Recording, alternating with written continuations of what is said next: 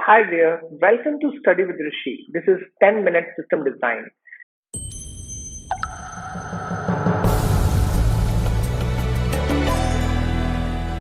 In this video, we will talk about key characteristics of distributed systems. Key characteristics of a distributed system include scalability, reliability, availability, efficiency, and manageability.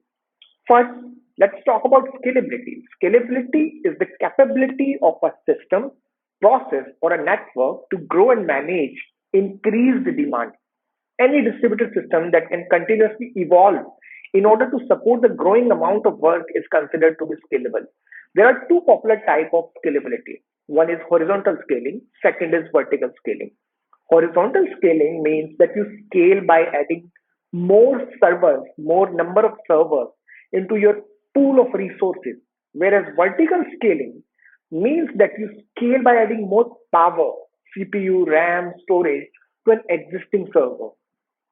Now, good example of horizontal scaling are Cassandra and MongoDB, as they both provide an easy way to scale horizontally by adding more machines to meet growing needs.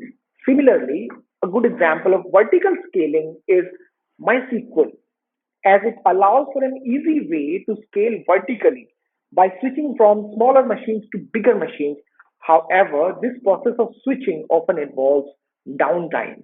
Now, second is reliability. Reliability is the probability a system will fail in a given period. In simple terms, a distributed system is considered reliable if it keeps delivering its services even when one or several of its software or hardware components fail. Reliability represents one of the main characteristics of any distributed system, since in such systems, any failing machine can always be replaced by another healthy one, ensuring the completion of required tasks. Let's take an example to understand it better.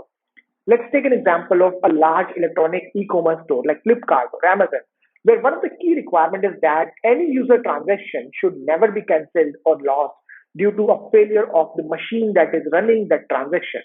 For instance, if a user has added an item to their shopping cart, the system is expected not to lose it. A reliable distributed system achieves this through redundancy of both software components and data.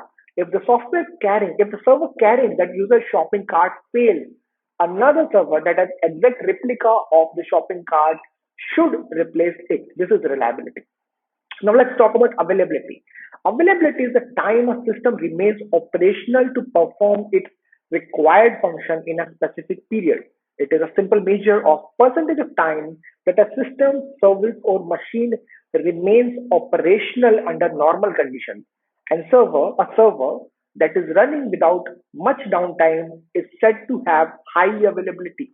Availability takes into account maintainability, repair time, spare availability, and some other factors. If a server is down for maintenance or due to some other reason, it is considered not available during that time. Reliability and availability, they sound very similar and very confusing. So the way we can understand is that a system that is reliable, it is available. However, a system which is available, it is not necessarily reliable. Fourth characteristic is efficiency.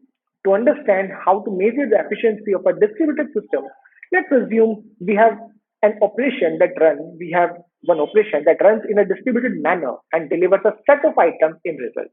Two standard measures of efficiency are the response time or latency that denotes that delay to obtain the first item, and throughput or we call bandwidth, which denotes the number of items delivered in a given time, in a given time unit, for example, in a second or in a minute. Now, the fifth and last one is serviceability or manageability. Serviceability or manageability is the simplicity and speed with which a system can be repaired or maintained. If the time to fix a failed system increase, then availability will decrease. Things to consider for manageability are ease of diagnosis and understanding problems when they occur, ease of making updates or modifications, and how simple the system is to operate. Yeah, so this was the video about key characteristics of distributed system. If you like the video, please consider liking it and subscribing to the channel. I am also a mentor at Scalar Academy, and if you have any questions around it, I have given my details in the description of the video. Do consider sending me a ping there. Thank you for watching the video. In the end, Thanks for watching the whole video. Hope you liked it.